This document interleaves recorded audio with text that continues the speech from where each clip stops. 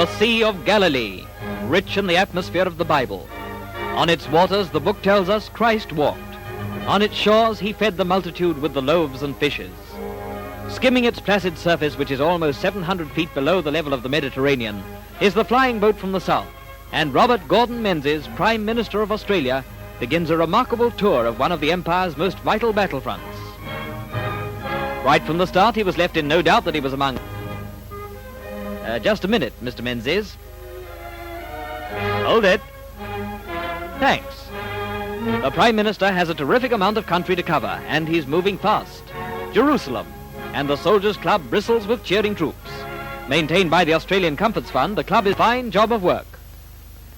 On the slopes of Mount Scopus, with the ancient city of Jerusalem in the background, is the British Military Cemetery, where lie many Australians who fell on the field of honor in the Palestine campaign of 1915-18.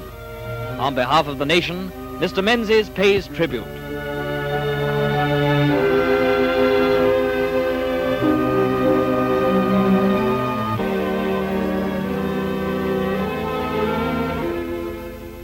At Bir Yaakov is a general hospital where wounded from the battlefields of Bardia and Tobruk recuperate in comfortable surroundings.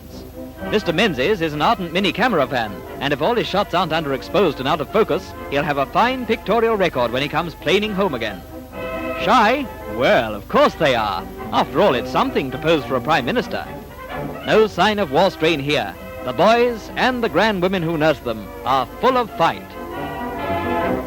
On a Palestine plain, thousands of men form up to hear the message of their national leader. And what an inspiring sight they make.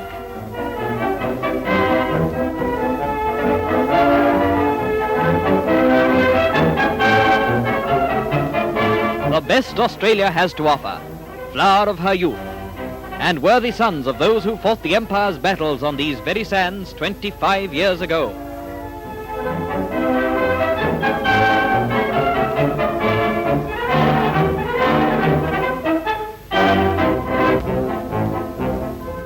The pace is a cracker, and the travelling arduous, but the Prime Minister does not falter.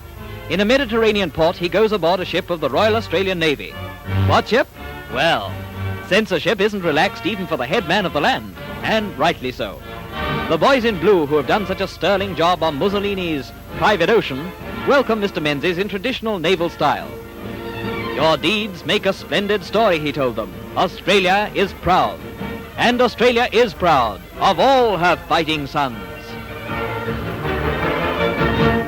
Into the air again, accompanied by General Blamey, in pursuit of the fast-moving army of the Nile, which has already reached and swept into Bengazi. The Victory Road, solemn below, and the famous Hellfire Pass. Bardia on its narrow neck of land.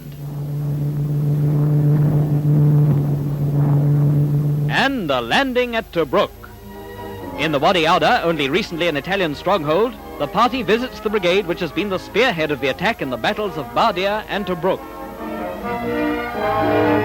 These are the men who did the job. And these.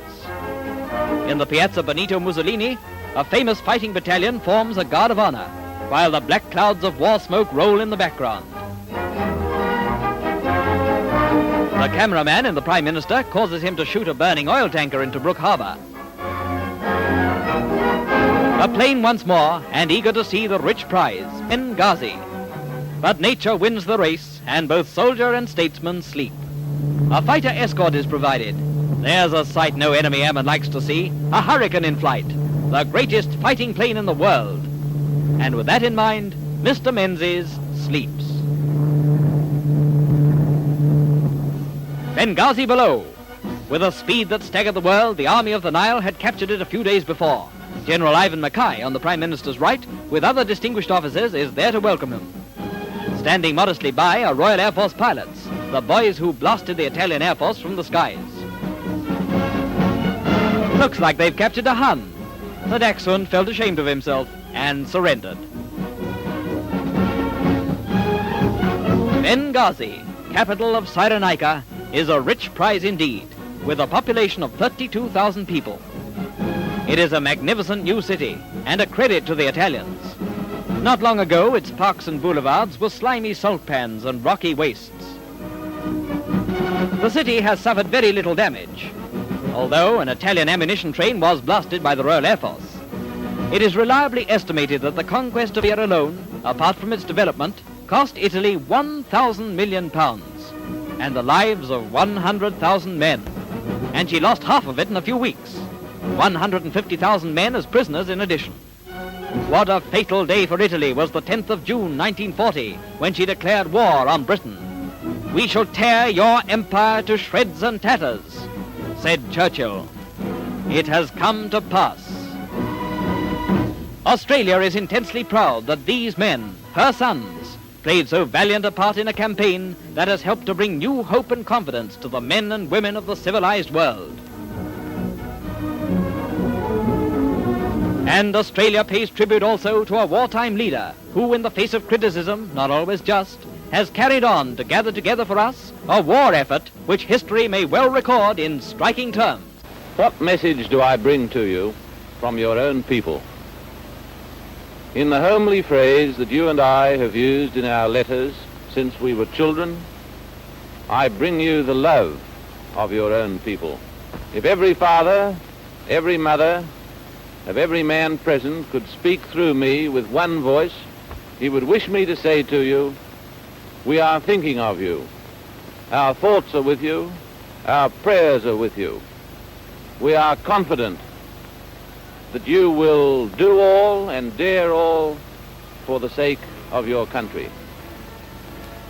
You may go forward, encouraged by the knowledge that you do not fight alone, that your people in Australia are not in reality 10,000 miles away from you, but that they are in thought and in spirit by your sides all the time.